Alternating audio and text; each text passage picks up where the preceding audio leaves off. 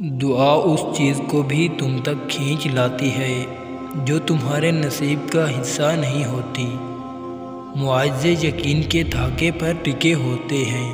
سکون سے لے کر بے بسی تک کے سارے اختیارات صرف اللہ کے ہیں۔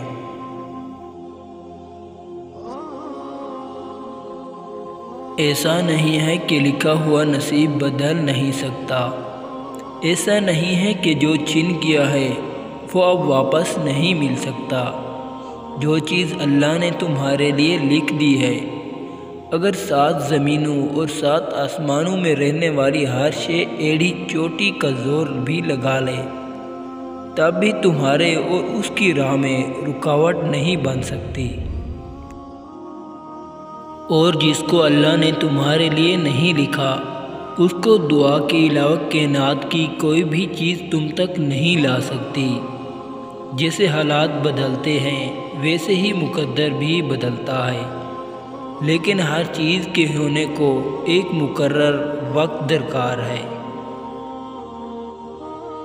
تمہیں پورا حق ہے ان خوابوں کے لیے لڑنے کا جن کی تدبیر تم نے دیکھی ہے، کیونکہ جب اللہ تمہارے دل میں کسی کا خیال پیدا کرتا ہے تو وہ چاہتا ہے کہ تم اسے مناؤ، اسے وہ چیز تمہیں دینے پر آمادہ کرو، بار بار جھولی پھیلاؤ، بار بار اسے پکارو تاکہ وہ کون فرما سکے اور تمہاری فرمائش پوری کر سکے۔